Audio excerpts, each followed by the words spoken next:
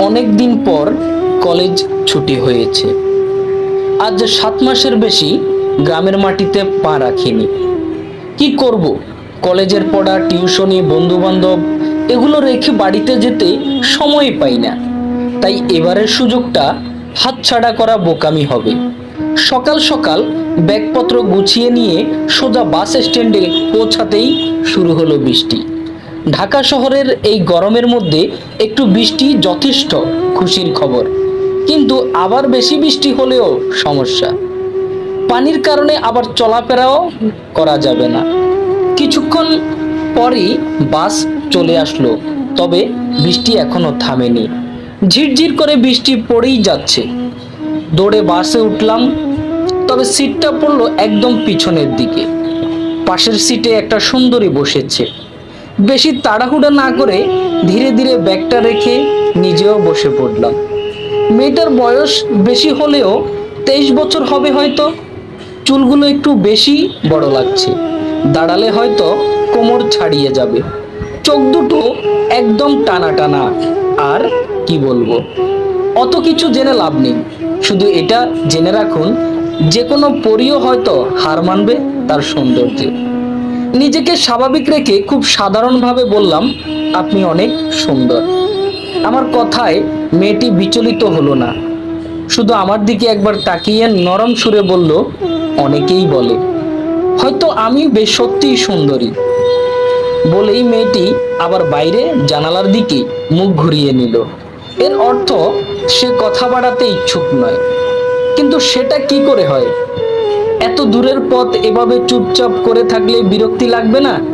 ফোনে ওর চার্জ বেশি নেই। কোনো উপায় না পেয়ে ব্যাগটা খুঁজে দেখলাম বিভূতিভূষণ বন্দ্যোপাধ্যায়ের চাঁদের পাহাড় বইটা ছাড়া আর কিছুই খুঁজে পেলাম না। বইটা কয়েকবার শেষ করেছি, কিন্তু তারপরও পড়তে কোনো বিরক্তি লাগে না। বইটা যে দিয়েছিল সে কোথায় আছে জানি না, তবে তার দেওয়া এই শেষ উপহারটা কখনো হাতছাড়া করিনি। এর কারণ শুধু বইয়ের গল্প নয়, বইটি যে দিয়েছিল সে একটি কারণ। বইটি যতবার দেখি ততবার তার কথা মনে পড়ে যায়। পড়েই যাচ্ছিলাম, তখনই মেয়েটা আবার আমার দিকে ঘুরে তাকিয়ে বলে, অনেক তেষ্টা পেয়েছে, আপনার কাছে কি পানি হবে? আমার ব্যাগে সব সময় পানি থাকে। ব্যাগ থেকে বোতলটা বের করে মেয়েটার হাতে দিলাম। মেয়েটা ঢক ঢক করে কিছুটা পানি খেয়ে বোতলটা আবার আমার হাতে দিয়ে বলল, আমি রিমি, জাপানের নিরিমা শহর থেকে। মেয়েটার কথা বিশ্বাস করতে পারলাম না, কারণ দেখে কোনোভাবেই জাপানের মনে হয় না। তার উপর শুদ্ধ ভাষায় বাংলা বলছে।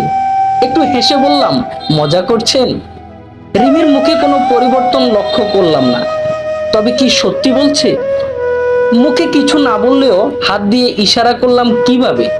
আমার জন্ম বাংলাদেশে, আর আমার বাবা মায়েরও, তবে কাজের কারণে অনেক আগেই আমরা জাপানে চলে যাই। বাবা মা ঘরে শুধু বাংলাতেই কথা বলেন, এজন্য আমিও বাংলা শিখে যাই, আর বাইরের বন্ধুদের থেকেও জাপানিজটা শিখে নেই। আচ্ছা, আপনার গ্রামের বাড়ি কোথায় জানতে পারি? আমার কথা শুনে মনে হলো রিমির মন খারাপ হয়ে গেল। আমি আবারও বললাম, সরি, যদি বলতে না চান তবে জোর করব না, এটা আপনার নিজস্ব ব্যাপার। রিমি আবার আমার দিকে তাকিয়ে বলল, এমন কোনো ব্যাপার না, আসলে আমি নিজেই জানি না। যখন আমি জাপানে যাই তার কিছুদিন পর আমার একটা অ্যাক্সিডেন্ট হয়। এতে আমার ব্রেন ড্যামেজ হয়, যার কারণে আমার ছোটবেলা মানে বাংলাদেশের সকল স্মৃতি হারিয়ে ফেলি। কথাগুলো বলে রিমি একটা দীর্ঘশ্বাস ফেলে জানালার দিকে তাকিয়ে বাইরের দৃশ্য দেখতে থাকে। জানি না আমার দিকে ওর মনোযোগ আছে কিনা। তারপরও জিজ্ঞেস করলাম, আচ্ছা, তাহলে তো এখানে আসার বড় কোনো কারণ হবে? আমার কথার জবাব অনেকক্ষণ পর দিল। আমি এখানে মানে বাংলাদেশে গত 2 মাস ধরে আছি। বাবা মা দুজনেই 2 মাস আগে মারা গেছে একটা এক্সপেরিমেন্ট করতে গিয়ে। এবার বুঝতে পারলাম রিমির এমন উদাস থাকার কারণটা।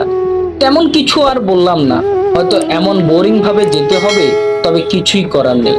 মেয়েটার মনের অবস্থা ভালো নয়, তাকে বিরক্ত করা ঠিক হবে না। বইটার দিকে মনোযোগ দিলাম, কিন্তু রিমি নিজেই আবার জিজ্ঞেস করলো, আপনি কোথায় যাচ্ছেন? ঠাকুরগাঁও, আমার নিজের বাড়ি। ও, কত আজব ব্যাপার, তাই না? আমিও ওখানেই যাচ্ছি, কিন্তু এত জায়গা থাকতে ওখানেই বা কেন? আমার কথা শুনে রিমি বলল, আপনার প্রশ্নের উত্তর আমার কাছে নেই। বাবা মা মারা যাওয়ার পর ঘরে থাকা কিছু পুরনো কাগজপত্র দেখি, সেখানে এই জায়গাটার কথা উল্লেখ ছিল, তাই শুধু দেখতে যাচ্ছি, এর বেশি কিছুই না। জানি না কোথায় থাকবো, জানি না কে আমার আপনজন, আদতে আপনজন কেউ আছে কিনা সেটাও জানি না। কত আজব, তাই না? সেটা তো ঠিক, তবে ভয়ের কোনো কারণ নেই। আপনি যেখানেই যাচ্ছেন সেখানকার মানুষজন অনেক ভালো মনের, আশা করি কোনো সমস্যা হবে না। জেনে খুশি হলাম। আচ্ছা, আপনার হাতে থাকা এটা কিসের বই? বইটার নাম চাঁদের পাহাড়। অনেক সুন্দর একটা বই, আমার একজন প্রিয় মানুষ দিয়েছিল। যদিও আমি বাংলা পড়তে পারতাম, তাহলে একটু পড়ে দেখতাম। বলেন কি, আপনি বাংলা পড়তে পারেন না? না, বললাম যে আমি এতদিন জাপানে ছিলাম। তাও তো ঠিক, কোনো ব্যাপার না, আস্তে আস্তে শিখে নেবেন। আমার কথার কোনো উত্তর না দিয়ে রিমি আবারও বলল, জানেন, আমি এখানে আসার পর এমন খোলামেলা কারোর সাথে কথা বলতে পারিনি। কারণটা জানতে পারি? অনুমান করার চেষ্টা করুন তো।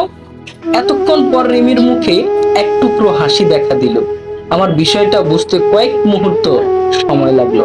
আমি বললাম, ওরা নিশ্চয়ই আপনার সুন্দর চেহারার দিকে চোখ সরাতে পারে না। একদম ঠিক বলেছেন, এমন মনে হয় যেন ওরা আমাকে চোখ দিয়ে গিলে খাবে।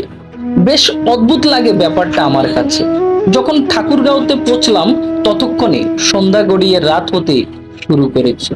দুজনেই একটা ছোটখাটো খাবার হোটেলের দিকে এগোলাম। কিছুটা খাবার খেয়ে নিলাম। আপনি থেকে তুমি বলতে শুরু করেছি। কেন জানি মেয়েটা আমাকে বিশ্বাস করতে শুরু করেছে। জানি না কি সেই অদ্ভুত কারণ, জানার চেষ্টাও করব না। তবে এখন অনেক চিন্তা হয়েছে, মেয়েটা এখন থাকবে কোথায়? বাড়িতেও নিতে পারবো না, লোকজন কিছু একটা বলে ফেলতে পারে। খাবার খেয়ে যখন ওয়ালেট বের করে টাকা দিতে যাব, রিমি বাধা দিল আর নিজেই বিলটা দিয়ে দিল। হোটেল থেকে বের হওয়ার পর রিমি বলল, মেয়েটা কে? কোন মেয়েটার কথা বলছো? তোমার ওয়ালেটে বন্দি মেয়েটা? এটা সে যে আমাকে বইটা দিয়েছিল। এত ভাগ্যবতী মেয়ে কে দেখার ইচ্ছা করছে। সেটা সম্ভব নয়, কারণ এই ভাগ্যবতী কোথায় সেটা আমি নিজেও জানি না। হতে পারে সে আপনার খুব কাছেই আছে। আজ 15 বছরের বেশি হয়ে গেছে তাকে দেখিনি। হাঁটতে হাঁটতে অনেকটা ফাঁকা জায়গায় চলে এসেছি। হঠাৎ রিমি দাঁড়িয়ে পড়লো আর বলল, সে যদি ফিরে আসে তাহলে কি করবে? সামনে আসলেই ধরে মুখে একটা চট বসিয়ে দেব। আমার কথার কোনো প্রতিক্রিয়া না করে ওর কাঁধের ব্যাগটা খুলতে খুলতে বলল, কাগজগুলোর সাথে আমি আরো একটা জিনিস পেয়েছিলাম, বলেই একটা সাদা কালো ছবি বের করে আমার হাতে দেয়। সেটা ছিল আমার ওয়ালেটে থাকা ছবির কপি। আমি কি করব, কি বলবো, কিছুই বুঝতে পারছি না। রিমি আমার আরেকটু কাছে এসে বলল, এটা আমার ছবি, আর আমার মনে হয় তোমার চট দেওয়ার সময় এসে গেছে। নিজেকে আর সামলাতে পারলাম না, চোখ দিয়ে অজর ধারায় পানি পড়ছে। এতদিন যার জন্য অপেক্ষা করেছি, অবশেষে সে আমার সামনে। রিমি বলল, আমার মনে নেই অতীতে কি হয়েছিল, তবে আমার মনে হয় তুমি আমার অপেক্ষাতেই ছিলে। বলে রিমি আমাকে জড়িয়ে ধরে। কাঁধে পানির উপস্থিতি বুঝতে পেরেছি। রিমিও কি কাঁদছে? হ্যাঁ, সেটাই হবে হয়তো।